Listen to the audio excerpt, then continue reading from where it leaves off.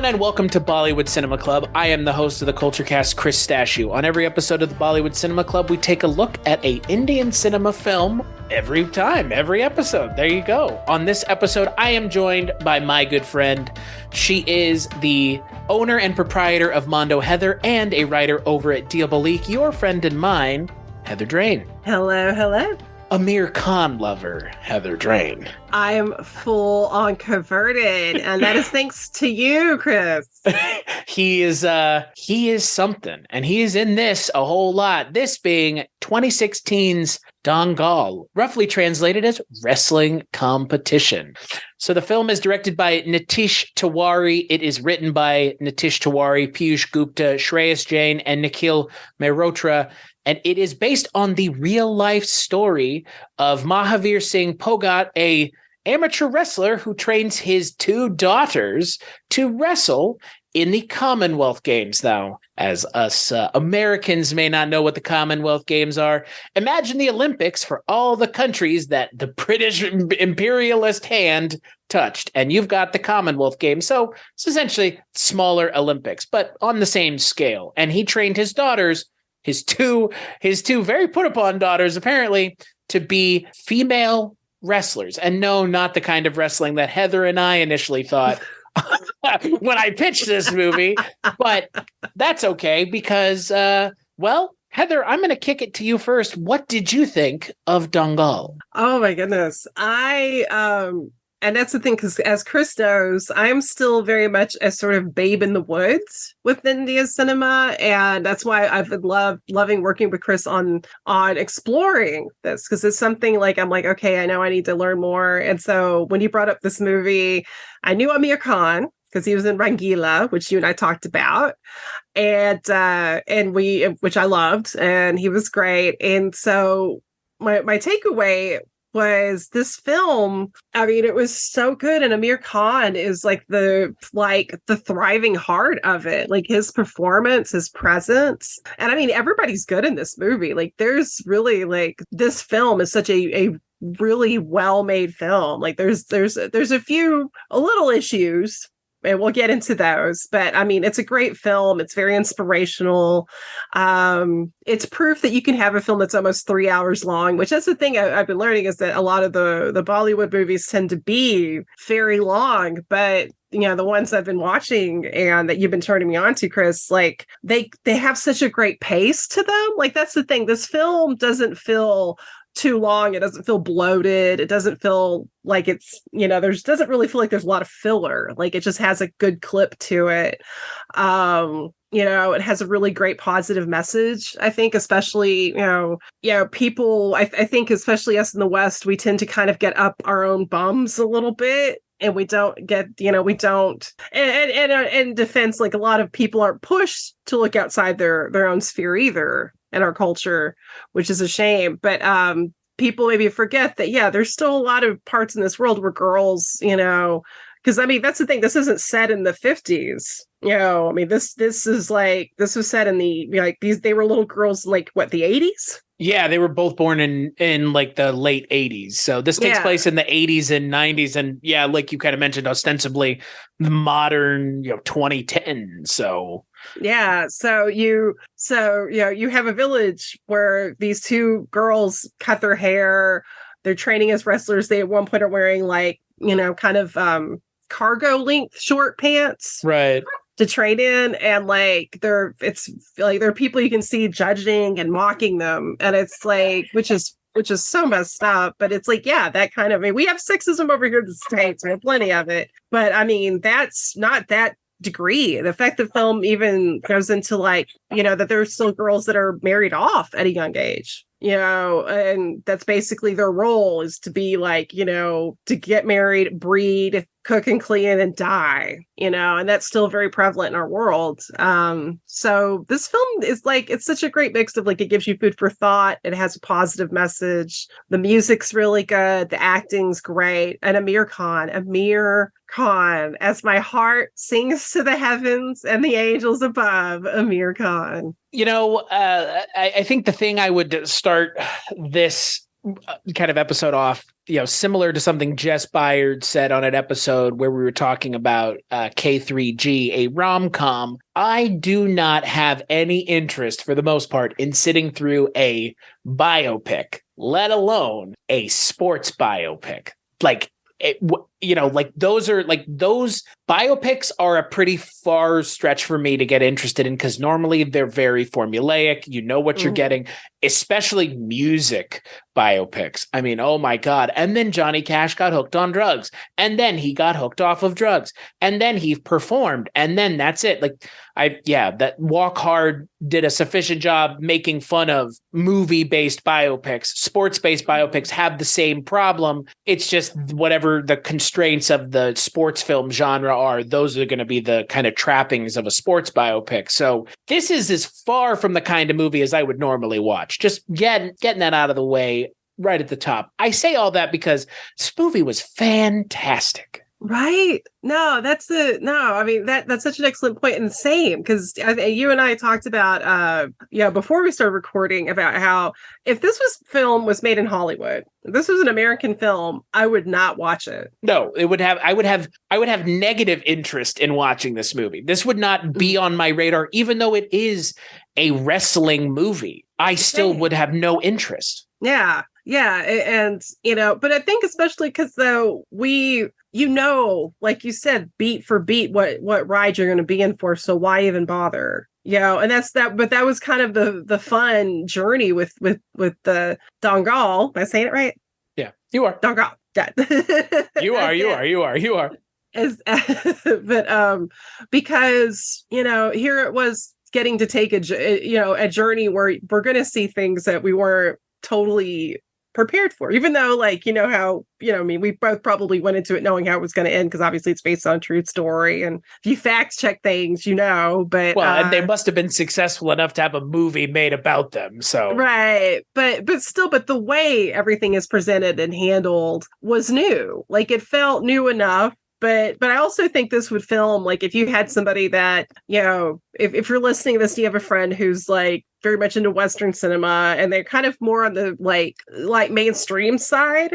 Like, they love Disney films, which, by the way, Chris Statue is the magic man. Nobody else could get me to watch a Disney film. The mouse touched this movie, Chris. And that's the crazy thing. I mean, this movie was essentially created by Divya V. Rao, who is a part of Disney India's creative team, who read a newspaper article about Mahavir Phogat and was like, this would make a good story. And so Disney went to Nitesh Tiwari and was like, write the story for us.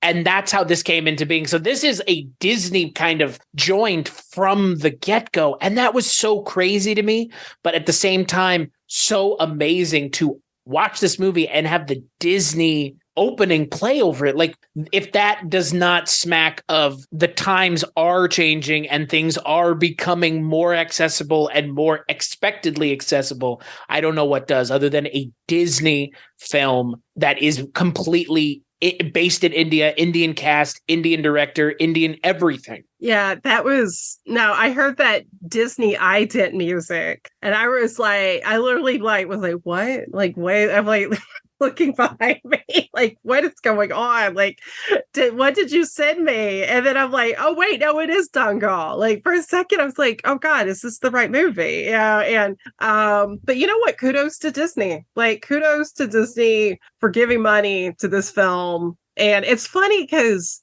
we're talking about this film like it's a cult film, and it is probably for us and for maybe, any sort of like a lot of Americans maybe listening to this film outside of the US did crazy box office. Yeah.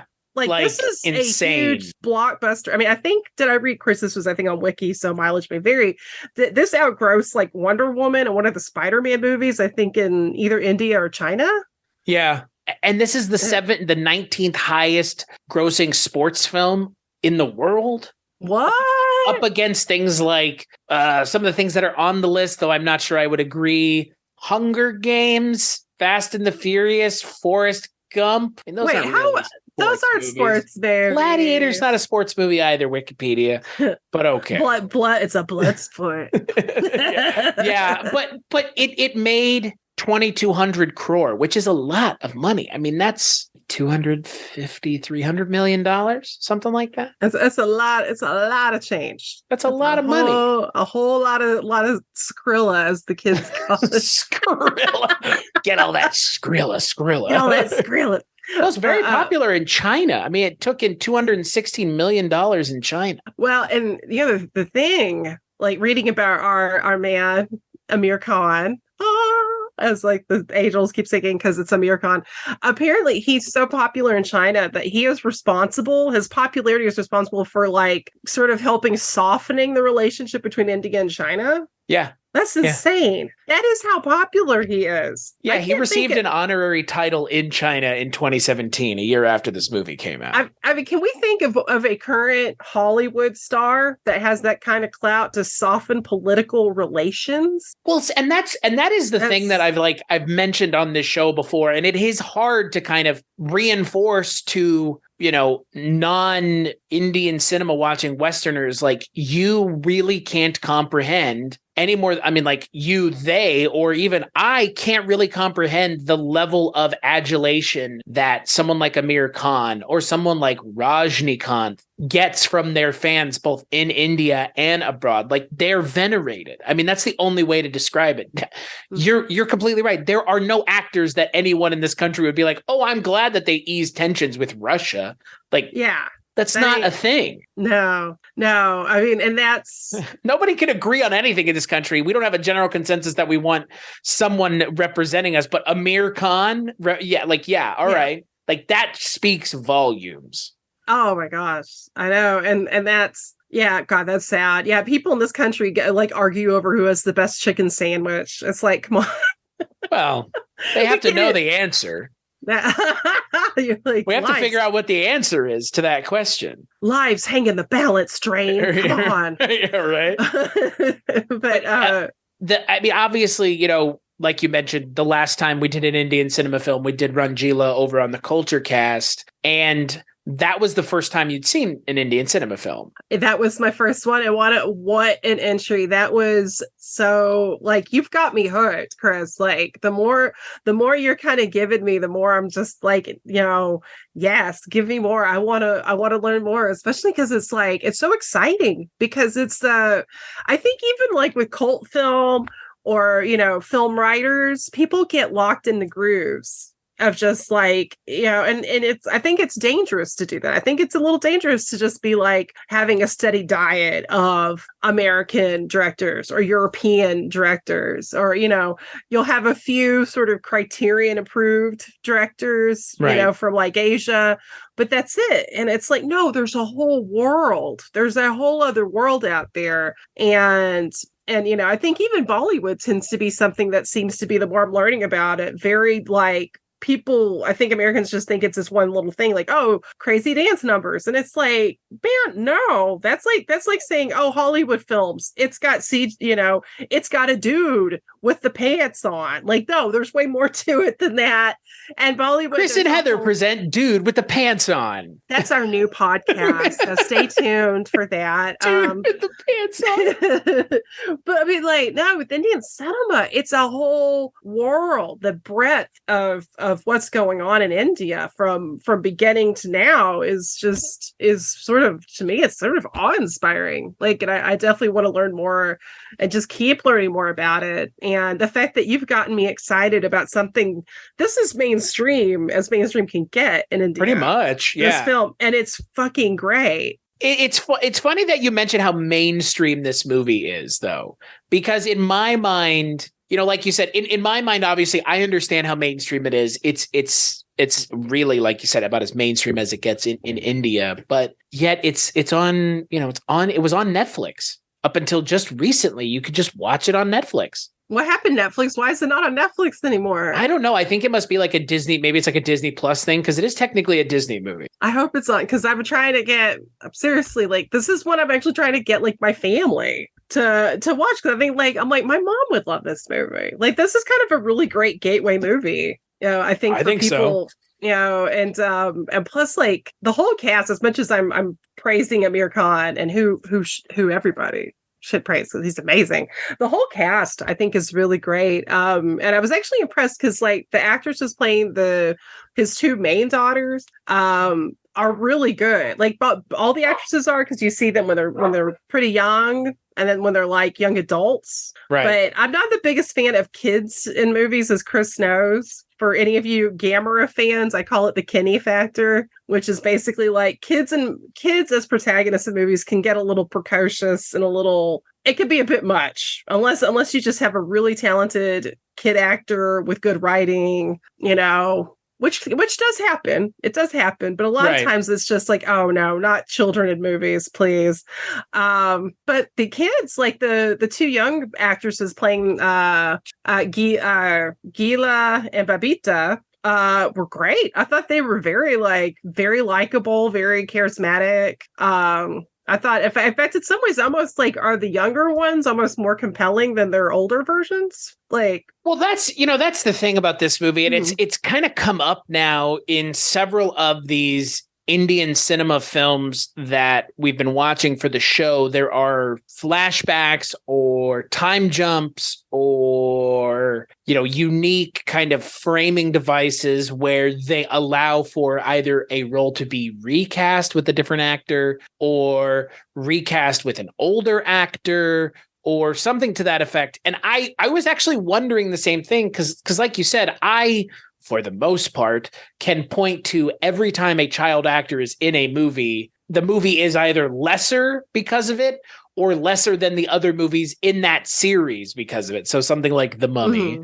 The Mummy Returns is a lesser movie, not just because there's a child in it, but he doesn't help. Star Wars Episode 1, it's not a great movie, but actively not a movie worth checking out because the children actors in that movie are so awful. I mean, they really are. So yeah, to your point, like, I was wondering the same thing. I think for me, I found the first half of this movie to be more compelling only because the first half of this movie is less formulaic than the second half.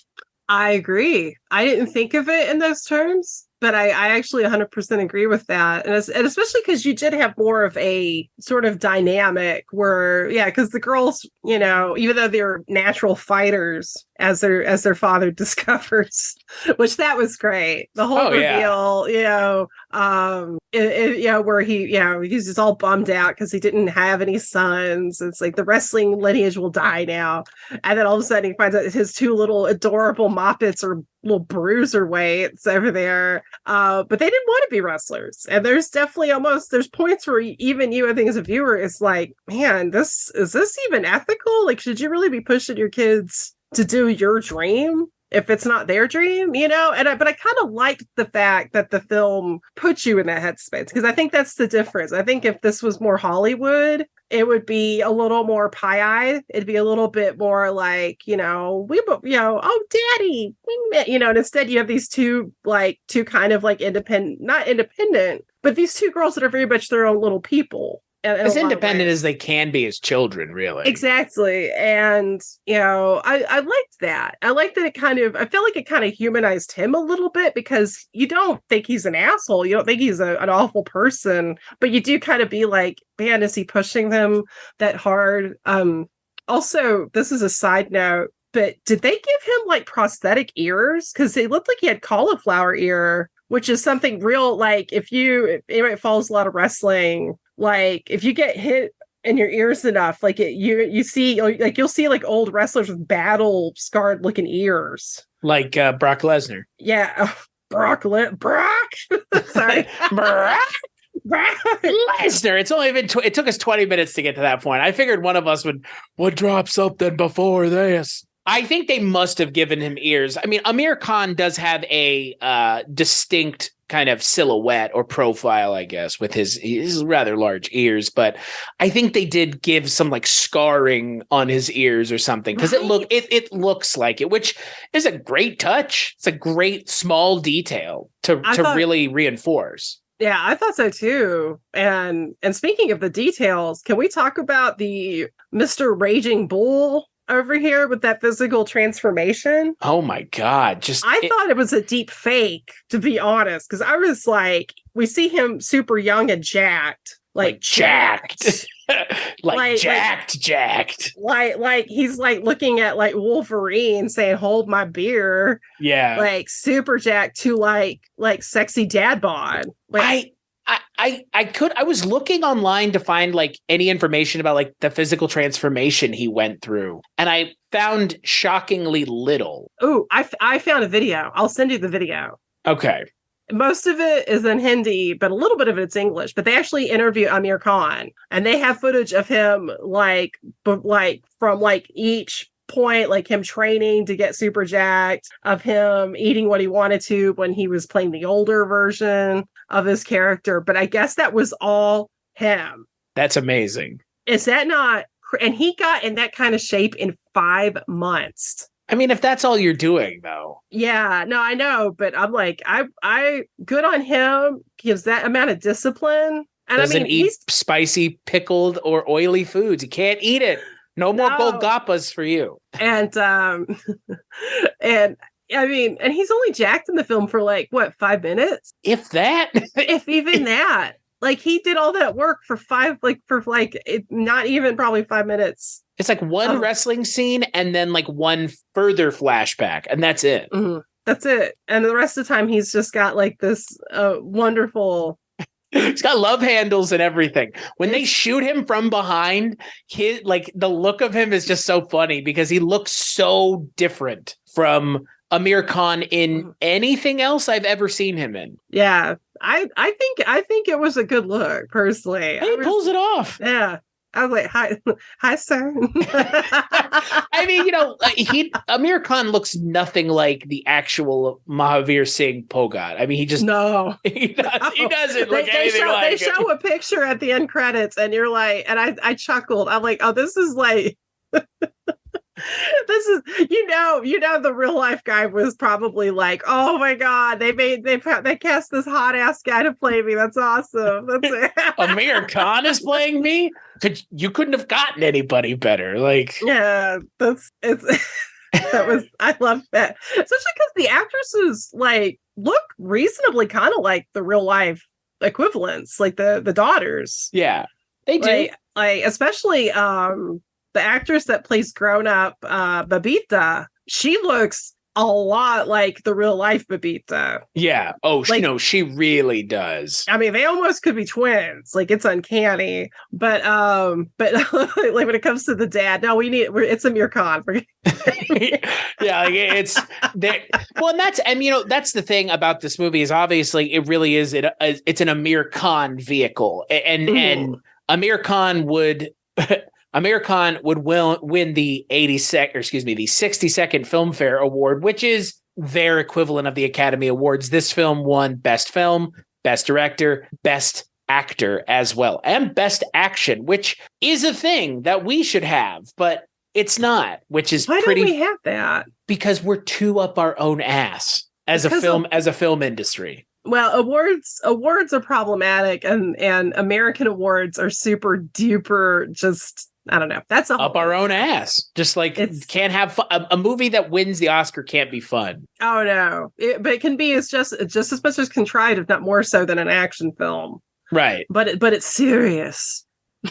And that's what's crazy is this is the movie that wins the 60-second Filmfare Award. This movie would maybe get nominated if it were a Western film. Maybe not. Like maybe not. Actually, I don't know. If they made this movie in the States and this was a Disney movie and it was made with whoever, actor in the Amir Khan role and 2 female actresses who were then, whoever the fuck plays the older versions, would this movie be as good? I don't think so. I don't even think it would be worth talking about. No, agreed. It would just be, I'm trying to even think of like, what's the last kind of type of film I saw that's American that has like a sort of, Did you see Foxcatcher? No, I think it was Cool Runnings.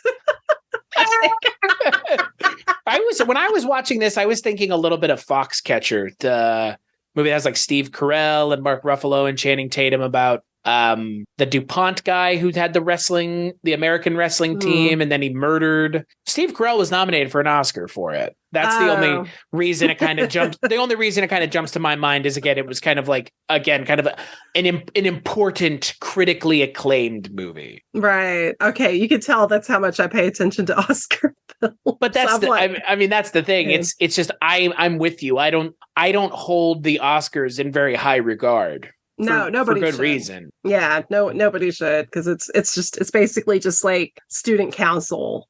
It's just a popularity contest for a very small group of people that have the most boring taste, and they pick what's to be expected and what's quote unquote respectable. Yeah. Well, and I do wonder, again, obviously we're Westerners viewing the Indian kind of filmmaking landscape through a Western lens. I'm sure they have the same problems over there. I'm sure there are people that are probably super cynical about someone like Amir Khan, super cynical about someone like Alia Bhatt. There are people that are cynical about the big actors, I'm sure. Because, again, they're the big actors, and people in this country are cynical about the big actors in this country.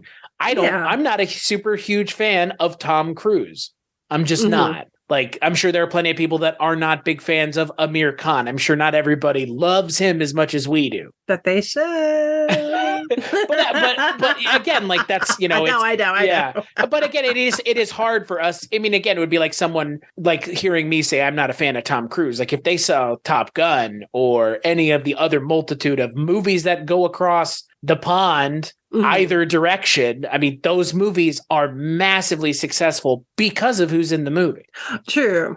Well, and still, like Top Gun 2. Is that what it's called? Or is it called Top Maverick. Guns? It should be called Top Guns. Topper Guns. Tops Guns. It should have been called Top Gun Bottoms Only. That's a different movie. Is it, though? I mean, I would probably... Yeah, I'd be more inclined to watch that movie as well, frankly. Oh, man, Jeff Stryker? Like, what? Stephen Jeffries would be in that movie. Oh, my God. Oh, now I'm torn because I love him, but I'm like, I don't know if Evil Ed... In the role of playing Tom Cruise's second mate, Long Goose. Okay, now I would watch it. Damn it, Chris. Tried to warn you. I tried to warn you. What was it? Top Guns Bottoms Up? No, Top Gun Bottoms Only. Bottoms. Are you? But if there's nothing but bottoms, nobody's going to get top. But there's only one Top Gun. Oh, that's kind of boring. They're all verse bottoms, okay? Just a bunch of slangs and God, how far we've strayed from God's loving life. How do you personally feel about sports movies? I don't like most sports, to be honest. Fair. So, that's the thing. Like, if a movie's about a subject matter that you're not pulled to organically, then your pull to watch that movie is going to lessen, I think, quite a bit. I'm not saying I'm opposed to watching something like, I know there's a lot of good sports movies out there that I haven't seen, like The Longest Yard. I haven't seen The Longest Yard. I'm talking about the original with Burt Reynolds. Not the one that has Stone Cold Steve Austin and Bill Goldberg in it? Wait, are you serious? Are they both in that? They're in the Adam Sandler one. I'm talking about both versions then. I didn't know Stone Cold was in that. That's all you have to say. Yeah. Chris's Stone Cold impersonation gives me life. I need that as my new ringtone. It's just be like, Heather. I can't do it. I was waiting in this movie for because they do. I mean, again, the wrestling that you and I kind of have bonded over has its roots in obviously real amateur wrestling. So when they were doing some of the moves in this movie, I couldn't help but chuckle. Oh my gosh, I know. Well, and I like some of the stuff I was getting into. I mean, that's the thing. Even if you're just if you're more like the professional wrestling, like Chris and I are, there's still like the matches. Like some of the matches are so good. I mean, I got into a lot of the action where I was like, like you could get that, and that whole like flipping people over. Well, Well, that's what I was gonna say. Like, I know nothing about amateur wrestling, the kind of wrestling like you mentioned where you score points and you flip people on their back, and I knew nothing about it going into this movie. And by the end of it, I would watch wrestling on ESPN. I would be tempted. I was under the illusion that a lot of it was just grappling, which in my opinion, a lot of grappling can get kind of boring. Catch can, as they might say. Right. It's just like, it just looks like they're hugging, which is sweet, but it's like, okay, like, come on. Like, what are y'all doing? Y'all hugging out there? Y'all hug. Come on. Give him a smooch. Give him a little smooch. Give him a little pat on the behind. But I'm like, come on, dude, diamond cutter. Come on, like DDT. Well, that's the thing. I mean, there is some of that in here. I mean, that's the thing about this movie is even though it is amateur wrestling, not professional wrestling, at least not the kind of professional wrestling that WWE and AEW do, those wrestling scenes at the Commonwealth Games are so entertaining and so well shot that you can't help but get invested. You can't help but, I'm sure that when this movie was playing in theaters, people were jumping out of their seats and, screaming and yelling. It's so well done that, yeah, like you mentioned, you do know where this is going. They're going to win. There's not a question of that. They have to win. They're not changing the narrative, but they do a good enough job of ratcheting up the tension and amping up the suspense and giving you, the viewer, just enough doubt in your mind that, wait, maybe they won't win. But I mean, again, like, it's hard to give a movie that's based off of real life stakes, but they manage to in those wrestling scenes. They really do. Oh my gosh, absolutely. Well, and especially because a lot of like the people they cast as opponent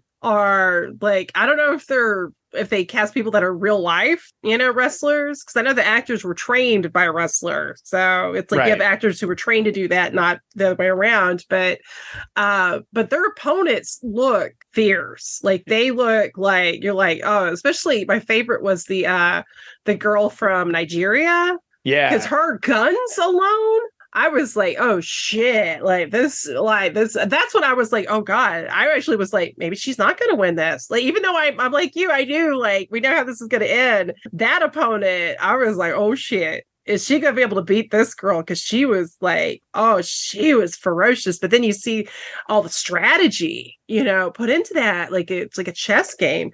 It's like, oh, this is so cool. And that's the thing too, is it really, this movie did a great job of getting you to appreciate the psychology of the game. And I think that's something you and I are used to with professional wrestling. Right. And because that's the thing, a lot of people that aren't into wrestling just assume, oh, it's just two people throwing each other around in underwear, which it can be that. And there's nothing wrong with that, for the record. It is literally and technically that, yes. But there is a psychology, even to professional wrestling, which is still real, guys. I mean, just because it's predetermined doesn't mean those moves are fake, because they're not. But as I sound like that guy, where it's like, it's still real to me, damn it.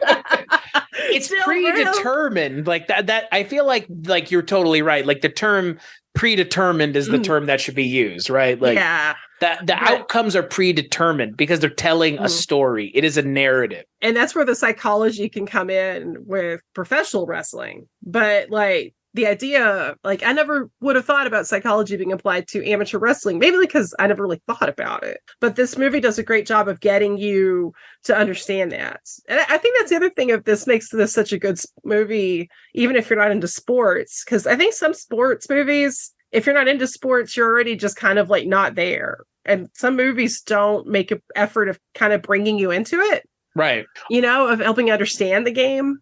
I agree. I know. I actually agree 100%. That is the other thing about this movie that is kind of crazy. I mean, yeah, this movie is, 161 minutes. So it's, 2 hours, 45 minutes, just shy of 3 hours, right? Mm-hmm. The fact that they're able to tell two rather compelling stories and outline in a non-expository dumping way the basic rules and tenets of amateur wrestling, or at least competitive amateur wrestling, is surprising, because most of these movies would never waste any amount of time doing that. They assume that And there you go. Yeah. And I wonder if there's a cut of this movie where they didn't explain that, if that was the thing that they had to go in and add after the fact. I assume that it was there the whole time because not everybody knows professional wrestling, or at least professional amateur wrestling. So I really appreciate that the movie does take time to explain everything without getting bogged down in it like it totally could have with just a, we're just going to exposition dump for, 10 minutes. And it kind of does, but it does it in a way where it's paired with a montage. So it kind of just works. It does. It does. And that's the thing. Yeah. Because it doesn't feel like a dump. No, it doesn't. It comes and also comes so late in the movie that by the time we get to Amir Khan explaining kind of, okay, now you're in a more structured kind of wrestling. It's not just mud pit wrestling. Mm-hmm. Now you're expected to understand how to score points and how to protect against someone scoring points on you. And you have to be in this circle as opposed to a square. By the point we're at that point, the movie has been on for like 2 hours. Yeah. Yeah, no, it's crazy. But you don't even, when you're in the middle of it, you don't even think of it like that because you're just like so locked in to just how everything's unfolding, which is what a great movie does. Like that's the thing is, because I feel like sometimes with like, especially kind of this trend right now where it almost feels like it's expected for every mainstream Hollywood movie to be almost 3 hours long or 3 hours long. And it's like, not everything needs to be that long. Like, I think some movies, 90 minutes, perfect. 80 minutes, perfect. But then some movies like this, like 3 hours. And there are Western movies that are 3 hours long that are great too. I'm not being, super elitist. It's just like, I just always think it's a danger of being like, oh, this is what's expected, so we'll do it like this. Well, that's how you end up not making interesting movies. The minute you lock yourself into any sort of like codification of like, this is what we do, I'm lost. And in the spirit of fairness, does that mean that's not the case over in India? I mean, I'm sure it maybe it is, and it just doesn't feel that way to us because we are American, But this film, I don't know, it did feel fresh to me, and it didn't feel, because I feel like a Hollywood movie too, because we see a scene where like a grown-up Gila ends up fighting her dad because she's learning new techniques. And I feel like a Hollywood movie would have had him have a heart attack. Because I almost was expecting that at one point. Because you see him kind of losing breath. And I'm like, oh shit, is he going to have a heart attack? And then I realized when he doesn't, I'm like, oh God, that's what my brain is trained to expect. Right. Because that's like, that's what would have happened. It would have been even more like polished. I mean, and obviously there's some liberties taken with this version. I mean, I would say the film's biggest weakness, in fact, is the one, and you know where I'm going with this. I think so. Oh, yeah. Well, anything to do with that third act is just... Oh my God, the coach. Why didn't they just call him Snidely Whiplash, the coach? They even had a sound effect. Did you notice that when you find out his dastardly deed? You hear a little like rattle noise that you like a little their audio stingers are that's a thing that like shows up a lot in Indian cinema, and there's not a lot of one-to-one with that and American cinema. Like that's just, you know what I mean? Like it's not, I don't know how to explain it, but that's not a thing that American directors are doing, is putting in like little like audio stingers with like lines of dialogue and stuff. It's very different in a good way, but it does kind of, in this movie, it almost feels like the third act fell into the trap of the biopic. In a way that definitely stands out, and does it hurt the movie as a whole? No, it's a great movie, but it does lessen it a little bit, because like, especially the reveal of like the coach has this guy lock the dad in a closet. Yeah, like, are you shitting? It's like, what? Like, come on, like, well, and that's where I got taken out of the movie a little bit, because I'm like, okay, that's a bit much. That's a bit much. And I couldn't find anything anywhere that addressed whether or not that actually happened, because I think we all know it didn't. No. It's such a, I would say, just go as far as I genuinely feel, it was the worst part of this entire movie. It's so unbelievable. Not like, oh, that's crazy. It's like, no, it's unbelievable because I genuinely don't believe that there's any way that that could have happened. No, the way that the movie, it feels too much like a movie. Well, and especially the way, I mean, it's funny. He pops out around the corner as we see the dad being taken off by this guy, that's the decoy, and a little smirk on the coach's face, and then the sound, the little I can't do the noise, and it's like, I'm like, oh, are you kidding me? But then I was thinking, well, if the dad wasn't there to watch her at this absolute climactic moment, what would they say? Like he had some intestinal issues and was stuck in the toilet, like I couldn't think of another. I mean, I was like, well, if they're trying to distract him from being there, it's kind of hard to come up with a dramatic thing that isn't farcical, but oh my God, there had to have been something better than him getting locked in the closet. And it's just, it comes out of nowhere. It's like it's from a different movie. Like this is a movie that has a fair amount of kind of emotional weight to it, especially with the, the back and forth between Amir Khan and Fatima, who plays Geeta, the older of the two sisters. And there's a fair amount of emotional tension and weight between the two of them. And it kind of feels like the movie robs you of the emotional climax of the movie in a way by having him locked in that room. Like it all of a sudden introduces this idea of like, save yourself. And it shows a scene that like we never saw up until that point. Yeah. Yeah. It's it was very strange. It was like a deleted scene. Right. Because all of a sudden it shows her drowning in the water. I'm glad to know I wasn't crazy. I thought that I had missed a scene in the movie. Yeah, no, it was. This was only in that scene, right? I'm not. We're not crazy. It was just that scene where we see this scene that they reference for the first time, and it should have totally been the second time they referenced it. Yeah, no, it was weird because the closest we get to that in the first section is we see him training them over the bridge, where I'm assuming that she jumped into the water. Oh, and he's like, there is a scene early on where they're like, no, and he's like, jump, basically tell him to jump in the water, but we don't see them swim. The next scene is a cut as the mother handing them towels to dry while they're shivering. We don't see that scene at all where he's like forcing them to swim on their own, to save themselves. So yeah, that was random. Well, it's just weird that they like come back to it and they give it such weight when they kind of just pulled a David Chase and cut away from the important part before we saw it, which is a stylistic choice, but that's not, there's a payoff for a setup that didn't happen. And that's a problem. Because they needed to have the setup. They needed to make it a little bit clearer that whatever theme or idea they're trying to get across in that scene, they were introducing there. They introduced it in the last 5 minutes of the movie, and it just kind of falls flat. The climax of this movie for me fell really, really flat, which is super unfortunate because I enjoyed this movie. I enjoyed this movie immensely up until about 2/3 of the way through the movie. And then by the end of the movie, the final 10 minutes was just, it felt so corny, frankly. It just felt like a lesser movie took over. Somebody took over this movie in the last 10 minutes. That's kind of what it felt like. It was the mouse.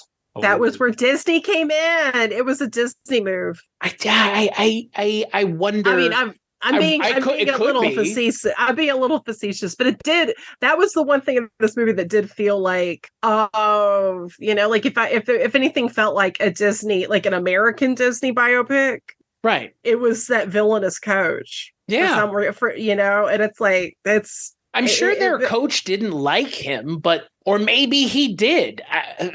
They wouldn't have gotten to that point without their dad training them. I mean, that's one of the big kind of points that the movie makes. Yeah. So it's just like, in this movie, we don't need a villain. And if there is a villain, do more with him than they did. Because that's the other thing about the character. The character of the coach, Pramod, at the National Sports Academy that they go to after they become essentially national athletes, they don't even do anything. And there could have been this interesting kind of back and forth about the old ways and the new ways and can they coexist. And they don't even touch on that. They essentially say the old ways are the right ways and the new ways are wrong. Like that is kind of the take of the movie. And with the message being as progressive as it seems to be up until the end, with that scene with the little girl who they go to her arranged marriage and she's like, well, at least your dad thinks about you.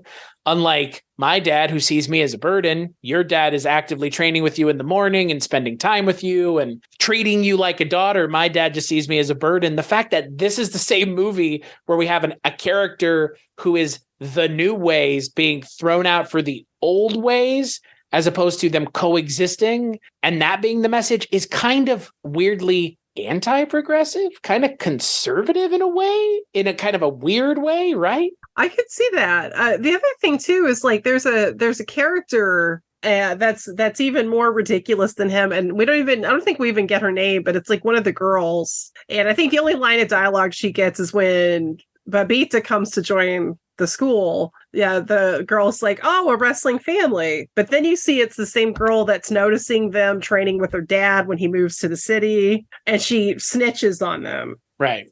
To the coach. But then nothing happens with her. And it's like, well, why is she snitching? I mean, that seemed a little like random too. It's kind of like random bitchy girl, and then she's gone. Like, and then the coach is just kind of like a prideful dick, but we don't see him go into the techniques either. You notice that too? We just have him kind of shouting at them, being like, faster, but then like, it's not even till Gila's like, oh, we're learning these techniques, Well, and that's what I just don't understand about the second half of this movie when we're really kind of with them all grown up. It's just it starts falling into every single trap of a kind of school movie / sports movie. Like it just starts falling into every trap of, oh, there's the mean coach, and oh, there's a mean girl who, again, like you mentioned, in a Western movie, she would have been doing what she was doing to get ahead, to get her spot or something. There's none of that. It's just they're creating tension where there doesn't need to be any, because the tension already is two girls from, a poor little town in Haryana that rise to national fame because they spent their childhood being trained by their somewhat militant father, former wrestler, who said, well, I don't have sons. I'm going to train my daughters to do what I wanted my sons to do what I couldn't, which was bring home gold for my country. How is that not like conflict enough? Them versus society, because they did a good job of setting that idea up in the first half of the movie. That's honestly what the first half of the movie is. I don't know why they needed to kind of pivot that message away. Like that message should have stayed throughout. That is the important message. I mean, Amir Khan reinforces it towards the end of the movie. He's like, hey, look at those girls over there. You see them. If you win tomorrow, you're not just winning for you, you're winning for them too. Yeah. And like, you don't need more than that. Like that's more than enough. That's 10x more than enough. Agreed. No, and I love that speech he gave them, like that, or gave her. It's like, yeah, just focus on that, because that alone is huge. I mean, especially because it's like that whole scene with the arranged marriage, because like even the wedding song, and that's really the closest thing we get to like a musical number proper, because we actually see women singing. Yeah, like, there's music throughout. It's just montages. Exactly. So, but like the lyrics, which did kind of crack me up, it was like the groom is so weird, he's a loser. Like they translated to that. But like, and the bride looks so unhappy, and like the bride looks like a baby, and it's like, yeah, she's 14. Yeah. Like, Jesus, like that's, and so, and that whole scene where she's crying, like just crying and telling them, at least you guys have a life, at least you have a chance. Like, I'm kind of surprised they didn't revisit that character in the second act. Yeah. That's such a good point. I mean, I was okay with the second act, but you're right. Like it could have been like a tighter movie as a whole with kind of that more consistency. And even if the coach, I mean, obviously you can't like get rid of him as a character, but it's like, I mean, he's like a sitcom villain. It's like, it's a lot. And especially because everything else feels pretty real. Everything else feels like nobody feels sort of like out of a reality. Like everything seems, even though it's a big budget movie, it's like, no, these feel like real people. Like, and then the coach comes in and he's all but like twirling his mustache. And, well, actually, I say that there was the government official guy where he tries to get a loan from. And that guy was pretty. It went nowhere with him also. Like, I was expecting it to come back, something to come back with him too later in the second act. No, that would have made more sense as the conflict, like against the system writ large, not the coach, because the coach ends up being a stand-in for the system, but not really. And then the coach never gets his comeuppance either. If you're going to introduce this character, this kind of villainous character who's already essentially breaking the quote reality of the movie, unquote, then why not have him get his comeuppance at the end? Yeah. If this didn't happen anyways, like, what the fuck does it matter if you make up a little bit more, if you just gloss it up a little bit more? I don't understand. Yeah. Well, it seemed so weird to me too, especially because she kept doing good. And it's like, well, why is he, I mean, does he get paid more if she does worse? Like, I don't know. It just seemed after a while where it wasn't really fully explained. Like, I mean, I get it. He's prideful, but like, do more with that. Or maybe do less with it, because who gives a shit? Let's keep the focus on the girls and the dad. Well, and that is the other thing about the second act that the movie definitely suffers because of. It suffers because Amir Khan's not in it as much, because he's not as the second act of the movie is not his story. It's their story. The first act of the movie is their story together, the three of them. And that is why the first act of the movie is really so good, is because the chemistry between Amir Khan and the two younger actors is really good and really believable. The chemistry with Amir Khan and the two grown-up actresses is fantastic as well. But the three of them in the first hour and a half, what have you, of the movie is really compelling and interesting. Mm-hmm. Oh, 100%. And those, and especially like I love the actress that played the youngest, like the young version of Babita, because she had a way of just kind of giggling. And I don't know, it's like she reminded me of an old buddy of mine, his youngest, when she was real little, because she was kind of sassy.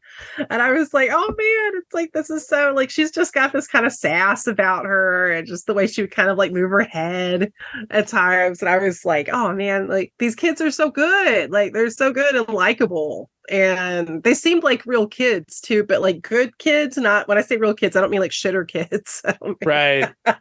but yeah, it would have been nice to do that. But I don't know. But that said, I don't think it's certainly not a deal breaker, but it would have been nice. Sure. And this is something that, again, we're continuing to run into with Indian cinema films, is the length of the film, at least with some of these that are 2 hours and sometimes even 3 hours plus. There's an intermission, and if there's not an actual intermission, there's kind of an obvious line of demarcation for the first half and the second half of the movie. And in this movie, there's a pretty clear point where you can pause the movie. It even says intermission, and the intermission doesn't come when they're just grown up. It takes a little bit of time after they are grown up to do an intermission. Yeah. So it's just interesting because everything after the intermission is just so generic for what this movie does before the intermission. And that for me, it's not a deal breaker at all. The second half of this movie is still better and still more entertaining than most Western sports biopics have any right being. So at least there is that. At least it's still entertaining. Amir Khan is still there. The actresses that play the grown-up versions of our two leads are just as charismatic as the two child actors who were playing leads. But the story just doesn't serve the characters the way it does in the first act or the first half. And that's a shame. It really is. Because the older actresses really are not given a whole lot to do compared to the younger actresses.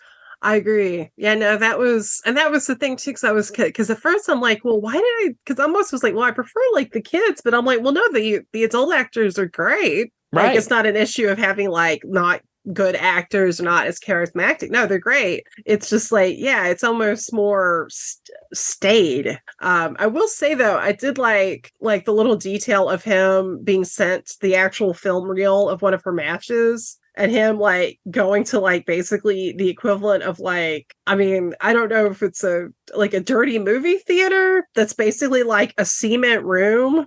Yeah, it is a dirty movie theater, I believe. That is the nastiest looking little theater I've ever seen in movie history. Want to go screen our stag films? Yeah, and but that little detail was great, and like the titles of the movies were.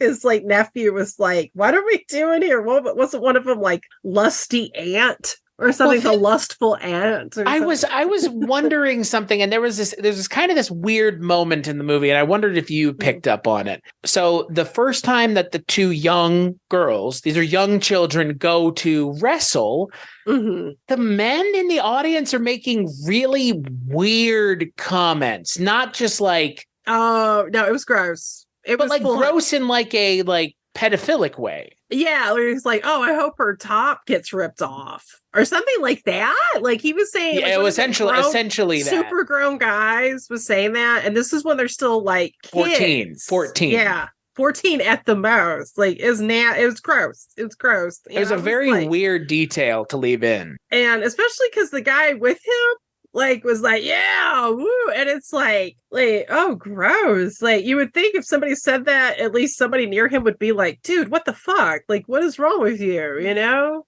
But I mean, again, it could just be a comment on the state of the culture, because I mean it is a known thing in India. Plenty of an innumerable amount of sexual assaults are happening constantly in India because of the disproportionate amount of men to women. I'm not making this up. I'm not the one saying this. This is just unfortunate reality. So maybe it's a comment on that, but like this is a Disney movie. Yeah, that was it's kind of weird. Like it was very weird. I kind of appreciated that it's a serious enough movie to kind of take to task that, but they didn't really do or say anything with it. No. I mean, yeah, because you would at least hope for like at least a shot of the dad, like at least looking at him, like I will rip your guts out. Right. Dare look at or talk about my little girl like that, you weirdo.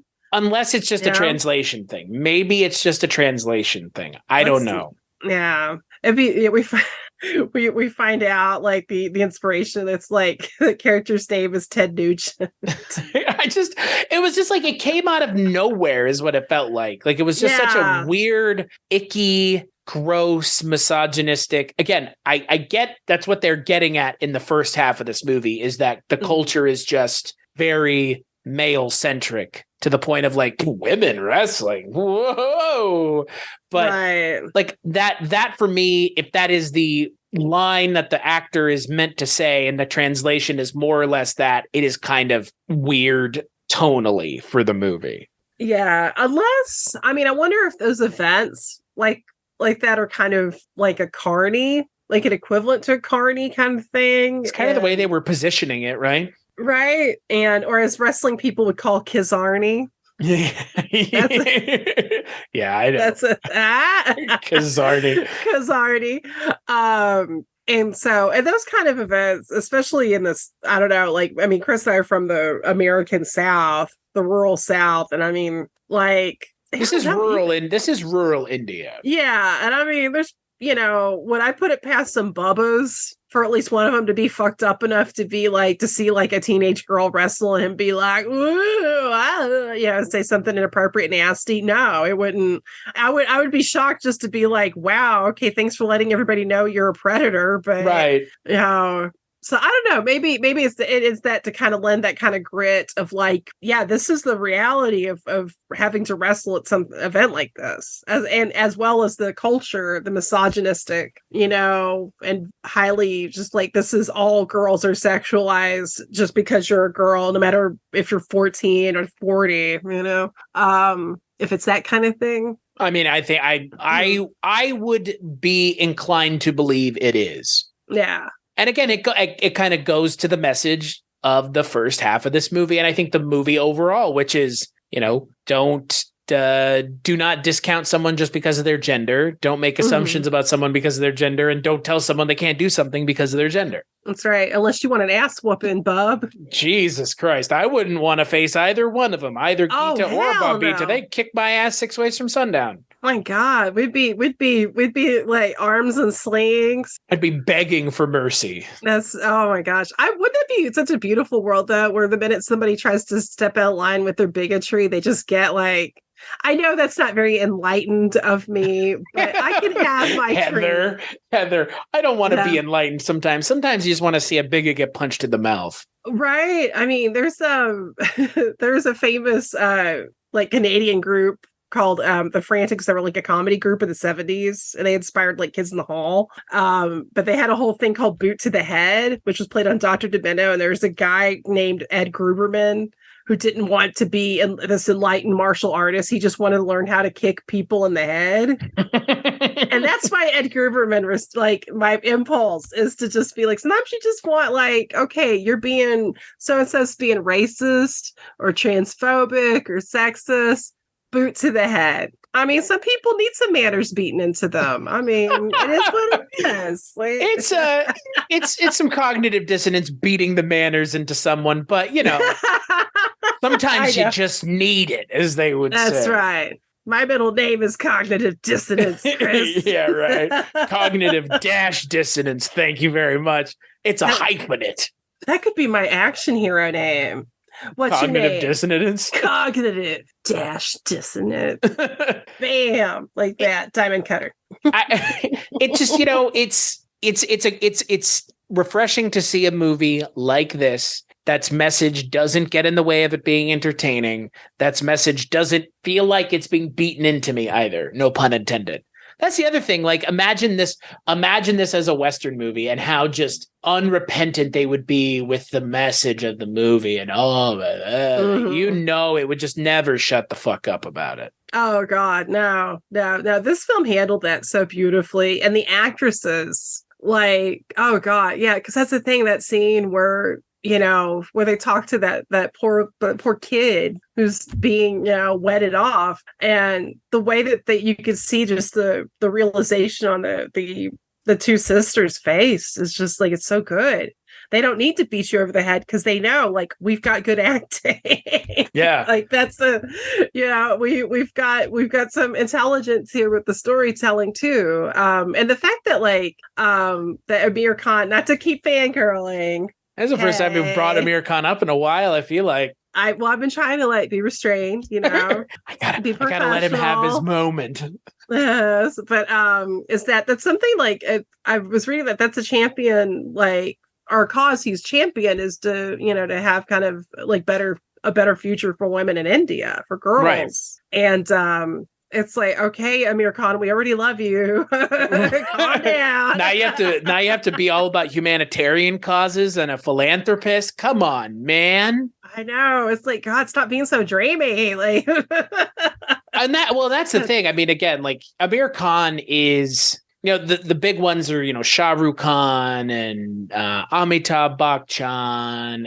But Amir Khan is there. I mean, he's one of the three big Khans. I mean, I forget who the other one is, but it's SRK, Amir Khan, and then I believe there's one more. And like that is so apparent when you see movies with him in it, that he's just a seminal talent. He is so talented that even he could make me care about a movie like this one that I, again, would have had no interest in otherwise. He was the entry point for me as a viewer. Yes. Well, and he's that rare actor that has not only like the charisma of like what you think of with a leading man and, you know, the classic good looks, but he has the talent and that sort of also a different type of charisma that I associate personally more with character actors, because I tend to be more of a character actor person usually than like a leading actor person, because I usually think character actors are more interesting and, you know, tend to be actually a lot more nuanced, I think, as a whole, as far as talent goes. Right. It's like the Joe Spinell versus Brad Pitt factor, you know? Sure. And God, I love Joe Spinell. That's a whole other show that I'm watching right now. But Amir Khan is that rare kind of bird where he is this like really gifted actor who can bring different levels to something. Because even like the whole thing, like people losing weight or getting buff for roles, nothing new. And at this point, it's almost kind of like, I mean, De Niro did it. And when De Niro did it for Raging Bull, it was a big deal because actors typically didn't really do that back then. Right. Like, to quote Laurence Olivier, it's called acting, dear boy. Acting with a capital A. Yes, acting. An actor.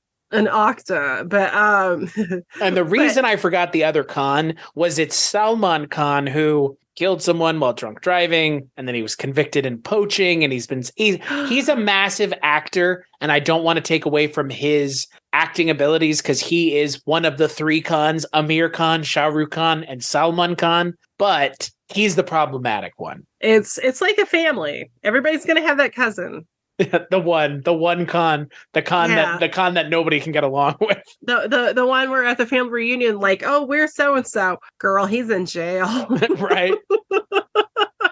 I'm trying to think. I think the most, and this may be a little on the nose given the movie that he was in this year. I think that the most apt comparison possibly for Amir Khan's acting, kind of oeuvre, and the style that I get from him when I watch movies with him in it, it might be a little on the nose, but he does kind of remind me of Tom Hanks. I kind of see it, right? Like I can, but I don't. He doesn't hit me that way. No, he's more endearing than Tom Hanks. I mean, that's for me. Right. He's more endearing, but like he has that like kind of like general endearing quality about him. He does, but he also is like he can be intense in a way that I don't associate with Tom Hanks. That's fair. He can be. I don't think of Tom Hanks as dreamy. I'm not a hater of Tom Hanks, for the records. I'm not like, it's not like, no. Like, I'm not a fan of Brad Pitt unless he's playing an actor. If Brad Pitt's playing a role where he's not good looking and forced to be an actor, I think he actually is all right. Like Burn After Reading. I haven't seen that.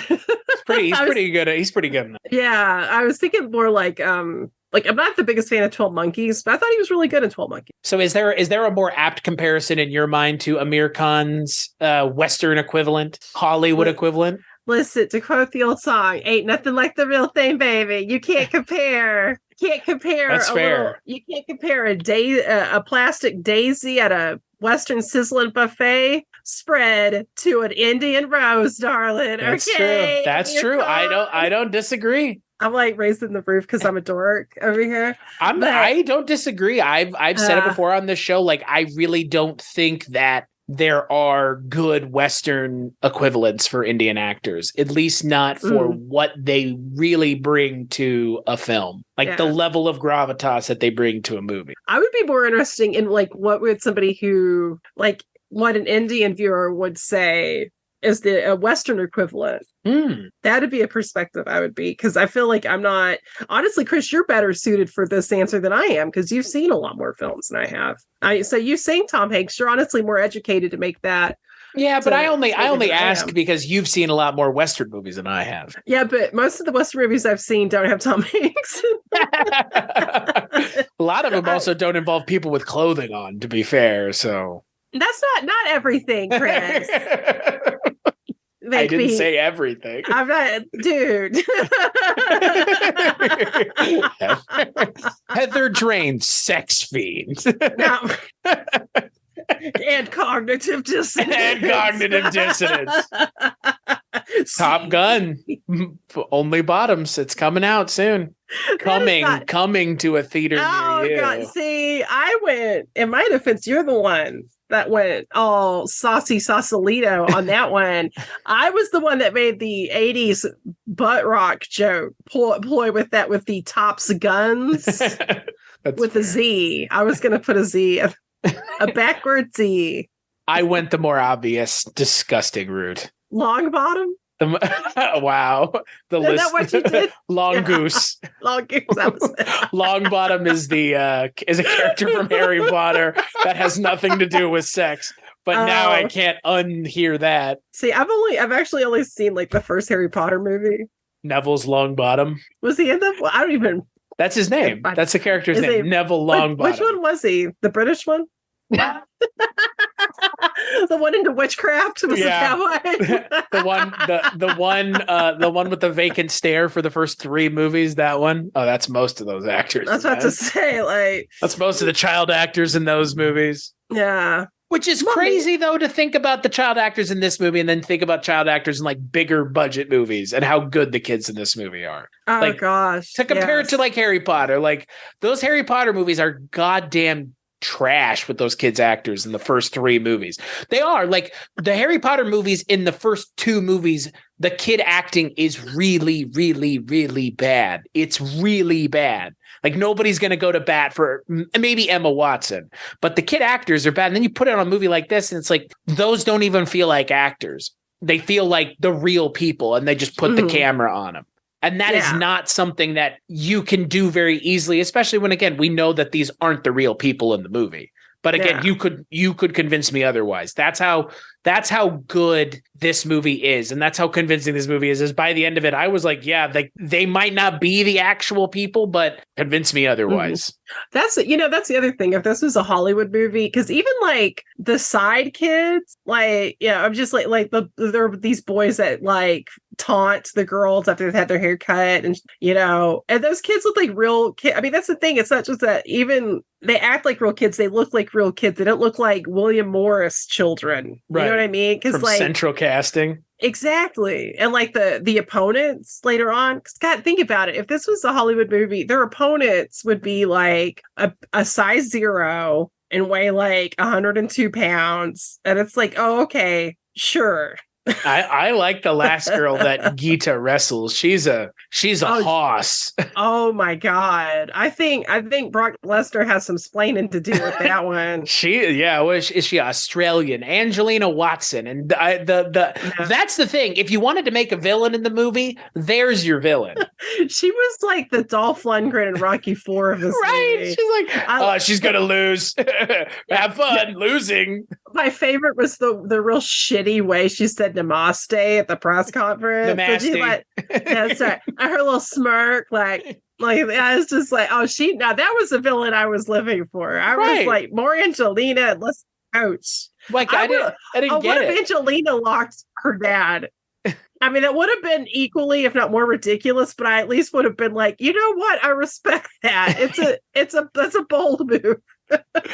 I honestly though, like it's unbelievable to me that the dad would have actually followed that guy. Well, that's the thing. As hyper focused as he's been the entire journey. This is the moment. This is the singular moment. Yeah. And he's gonna go off with some guy just because it's like, oh, this vague authority figure will be offended.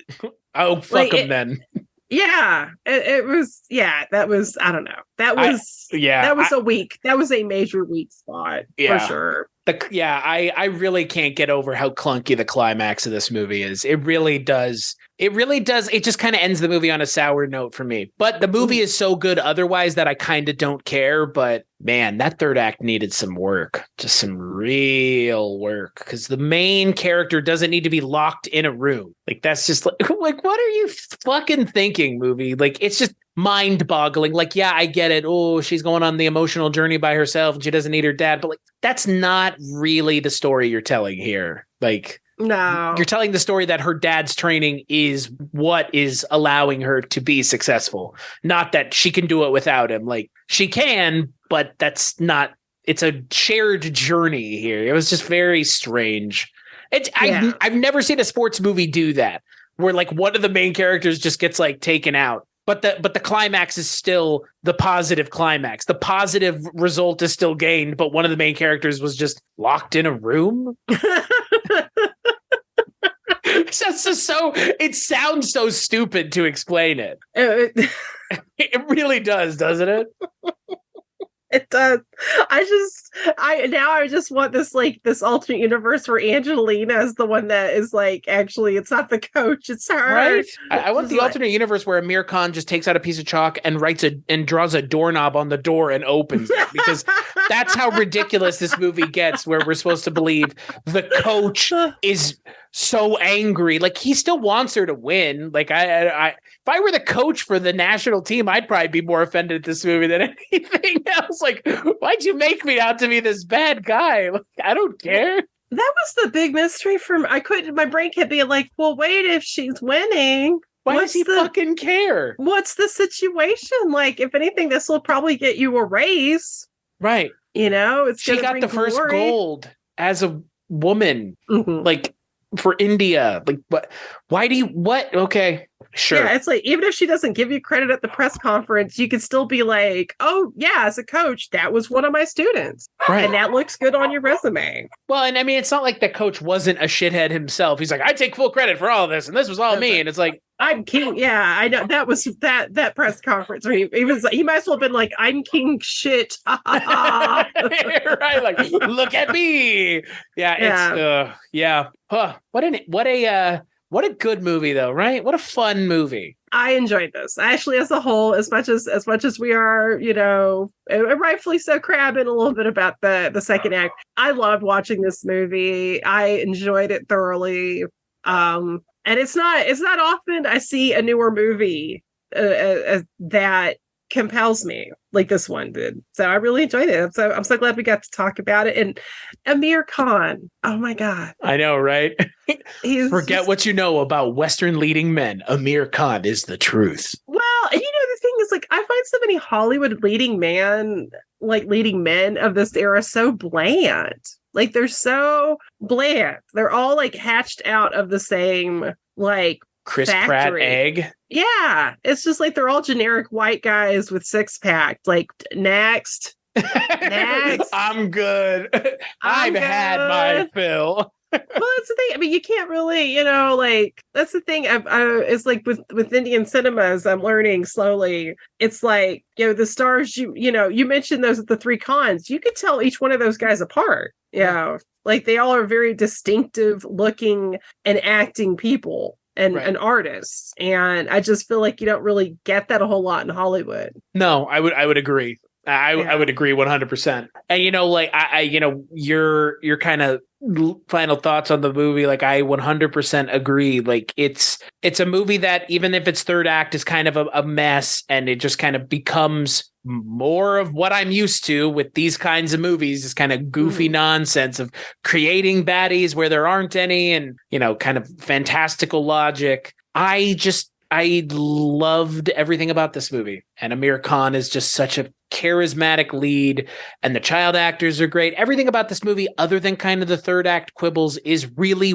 fantastic. And again, this is not the kind of movie I would gravitate towards if it was a Western film. I don't watch Miracle or any of the other sports movies. I've never even seen Field of Dreams. And I bet you've seen Field of Dreams. Only parts of it, but that one, that I can't. And Kevin Costner is bland. Oh, that is tell me about it. Yes. A perfect example of a Western leading man. And I blame all this on Ryan O'Neal, by the way, because I feel like you could trace the blandification of the Hollywood leading man to Ryan O'Neal.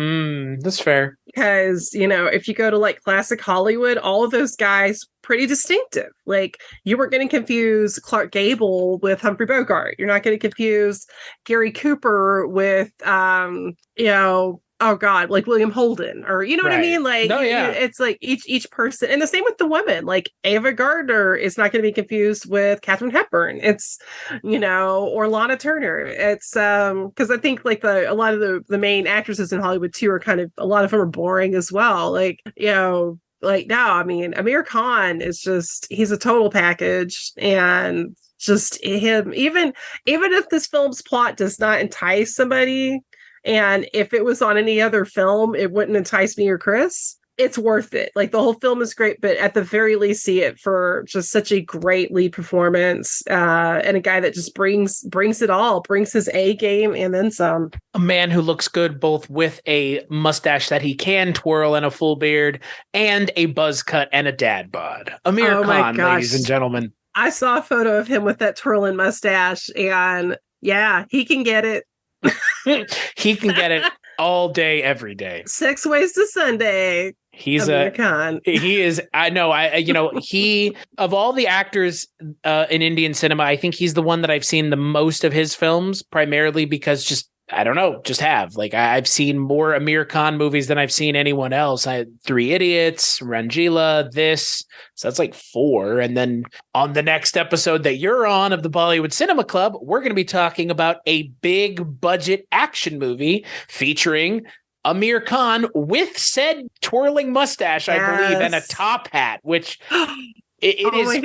I don't think it could be any further from what this is. We're going to be talking about a little film called Thugs of Hindostan, which sounds insane. It looks insane. Amir Khan looks nutty in the movie. I can't wait. It's an Indian action movie, which you'll get to see what that's like, and they're wild. Sounds like Christmas is coming early for me. I'm excited. I'm excited too. I've seen other Indian action movies, and they are varying degrees of successful, but they're all fun, at least. Even if they're not the best made movies, they're still fun. They're still entertaining. So I'm looking forward to it. Obviously, clearly, we're both looking forward to it. So until then, Heather, where could people find you if they were looking? You can find me over at my website, which is mondoheather.com. You can also find me on Instagram and Twitter at mondoheather.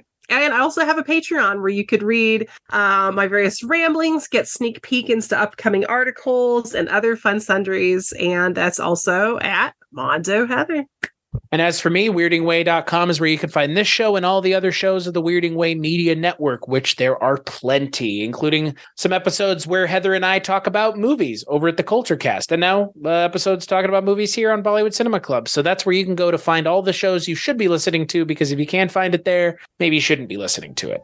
As for this show, BollywoodCinemaClub.com, Bollywood Cinema Club on all social media, but social media sucks as far as I'm concerned. So just listen, rate, and review the show on all platforms where you get the show. And Heather, thank you so much for joining me. I'm really looking forward to the next time we talk about Indian cinema, because I think it'll be as good as this movie, but maybe even more entertaining. Oh my God. I'm excited. Thank you so much for having me on, Chris. And as always, we'll catch you on the next episode.